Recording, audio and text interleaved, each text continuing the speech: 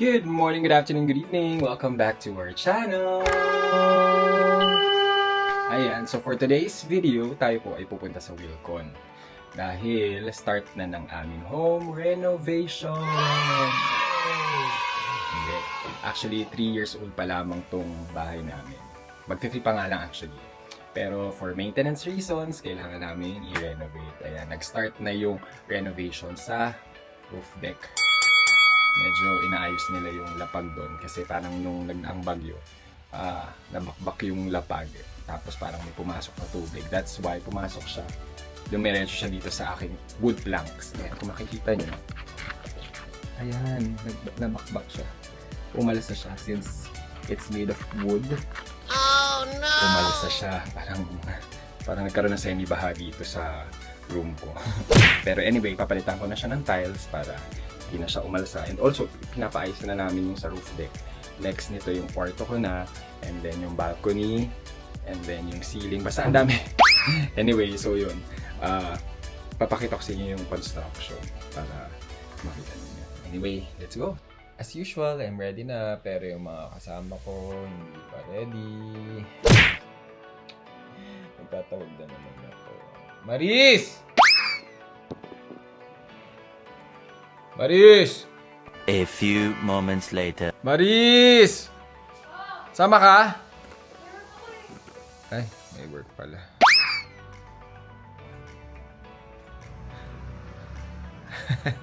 Ganda mo dyan. Nagano ka? Oo. May case ka? Nagano ka ng tukla? Sama ka? Sama ka? Camera siya ito eh. Alam niya pag kinakamera siya. Hindi tumitingin, di ba? Di ba? Oo, ikaw, saan ka pupunta? Sa school. Hatid mo ako. Alis nga, pupunta nga ng Wilcon eh. Oo nga, hatid mo muna ako. Wala. And so ako lang pala ang aalis. Wala pala akong kasama. Si Ate Tin lang. Yung pinsan namin na galing States. Yung kailangan pumunta ng Wilcon, sasabay ako. Alright, let's go. Ito yung unang pina-repair, yung gate. Kasi pinalakihan para magkasya ang dalawang kotse. Pina-forward. Yes pa! Tara, let's go. Ito yung sa room mo. Room day. 17 box na 60 by 60. Tapos yung ilalagay sa gagamitin.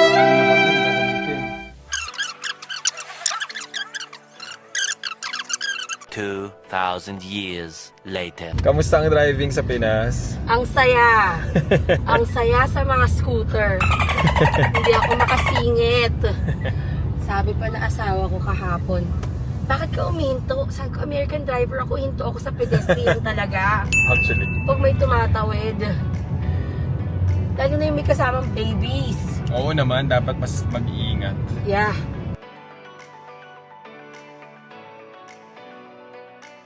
Hala, ang sarap mamili.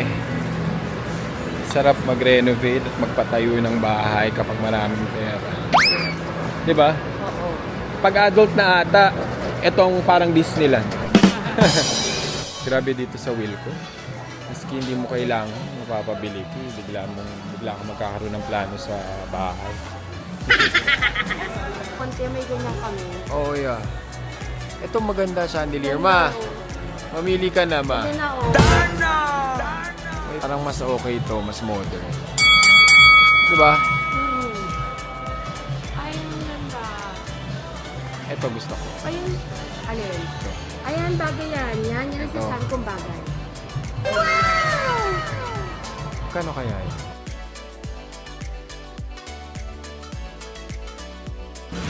Ito yung kailangan kong bilhin. Hanap ako ng 60 by 60. Ano yan? Sa kwarto ba? For the room. Medyo malaking room, di ba? Hindi sa rooftop. For the room lang. For my room lang. Sa room. Sa room pala. Oo. Sarap ng feeling na nandito sa Wilcon. Sarap mamili, sarap mag home improvement, 'di ba? Mahal pala. Kasi imagine mo, 60 by 60. Kunyari ito, 1, 2 siya. Apat na piraso na yun. Apat na piraso. Yung door niya. Oo, pang 1,020 times 6 times 17, edi parang 17,000, mga ganun. Oh, no! 4 pieces. Okay, gets. Okay, okay lang pala. Parang ito na yung medyo nagustuhan ko. Matte siya. Tapos, sakto, mukha siyang woody. Tapos, balak ko kasi din, ipa-repaint kwarto ko siguro mga 2 years from now. Balak ko parang gawing industrial. Ngayon kasi medyo blue and white. Clean lang, neat lang. So, ayan. Siguro ito na lang, mura pa. 652 lang per box. Diba? Sarap mamili. Sarap. Ako. Yun nga lang, medyo mahal. Pero okay lang. Ganun talaga. Home improvement, di ba? Gusto ko talaga to. Ganda. For my room.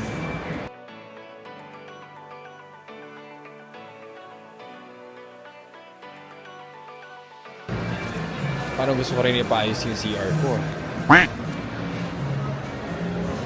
Palagyan ko kaya ng swimming pool. Char. Oh, so sad. Yung nagustuhan kong tile ay kulang. 7 boxes na lang yung nandito. 17 boxes yung pinapabili sa akin. Sayang. Anyway, meron naman daw dun sa isang branch ng Wilcon. Sa Wilcon Antipolo. Pupuntahan ko na lang yun. Sarap pagandahin ng CR. Lagyan ng bathtub. Checking out na. Kala ko isa lang bibilhin. O, diba? Uwian na.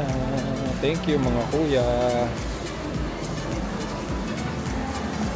So, andito sa Bright Paint Center para magpagawa ng pintura.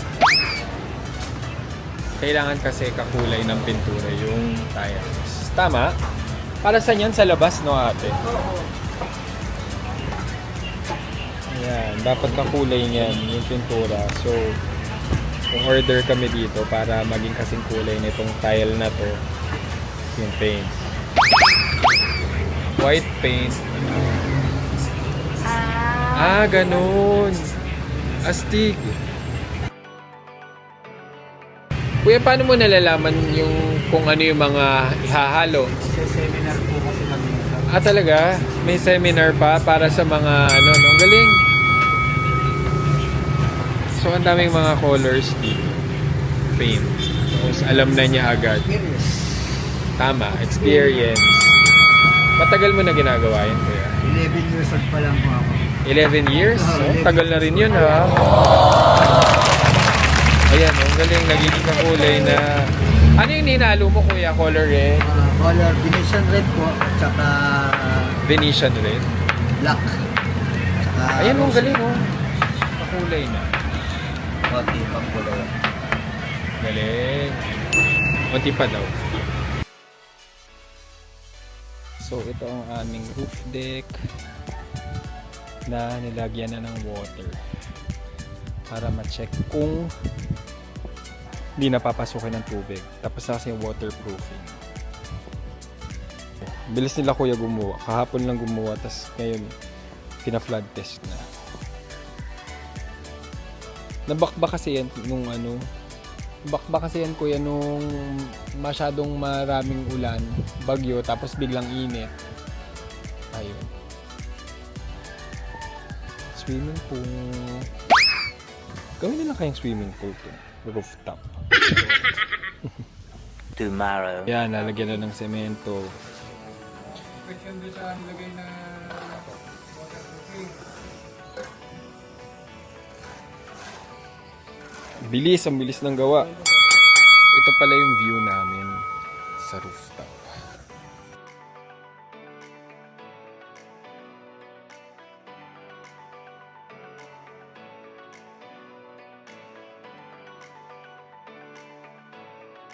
Tara, punta tayo Wilcon, mamili ka ng terrace, ng tiles mo for the terrace. Kasi ako bibilin ko ni. Ito yung terrace ng kwarto ni Maris. Kailangan bakbakin at palitan. Oh no! Dahil nung nagbagyo nga, yan, naging ganyan, umalsa. Pumasok yung tubig. Pangit talaga gawa nung contractor na nakuha namin 3 years ago. Oh well. Ayan na nga, nag-Wilcon hopping na. Mas malaki yung Wilcon dito. Tsaka parang mas maraming choices. Wala. Nakaka-happy. Mas organized ata dito kaysa dun sa isang pinuntahan namin. Kaka-excite! Look like rin yung ganyan, no pa? Oo. Eh, kaso, yan na yung kulay ng floor ko right now. Itong ganito. Pwede din. May init ang ulo ko. Pagdating ko dito sa Wilcon na to, ang sabi, 4 pieces lang yung available. Patience. So, I'll make sure na pupunta kami sa isang Wilcon. Merong nakakainis, sabi nung lalaki dun sa isang Wilcon, meron daw dito. Pagdating dito, wala naman. Gigigil ako. Well, okay lang. Kung ito na lang kaya. Charot! Okay, so ito na yung napili. Dahil, sige. Ay kuya, ano name mo? Lawrence. Ay Lawrence. Ayan. Sila yung mga tumulong sa akin para mamili. Ayan, medyo gusto ko rin naman siya. Kaso kasi yung una ko napili, wala nang stock eh. Kahit saan eh. Nag-check na rin kami. Pangalawang Wilcon na to. Tapos, pagpunta pa kami doon sa isang Wilcon, wala. Tama sa vlog. Ayun, papayaman naman ako nun. Say hi! Ayan, salamat sa pagtulong. Ayan, so, okay naman, di ba? Maliwanag. Ayan, so ganyan yung magiging finished product pag na-install na yung tiles. Thank you sa pag-ano. Thank you sa paggawa nito. Ano tawag dyan? 3D design. 3D design. Ayan. Ang galing no na makikita mo na kagad yung finished product kapag na-install na yun. Salamat. Thank you sa mga staff ng Wilcon. Salamat sa inyo. Okay, mission accomplished. Nakabili na ng tiles para sa kwarto, para sa aming home renovation. Ayan.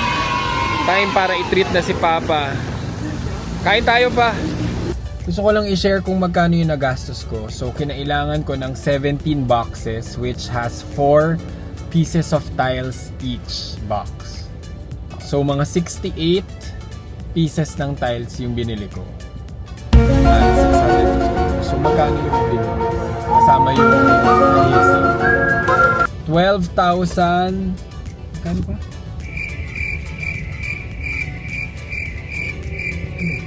842.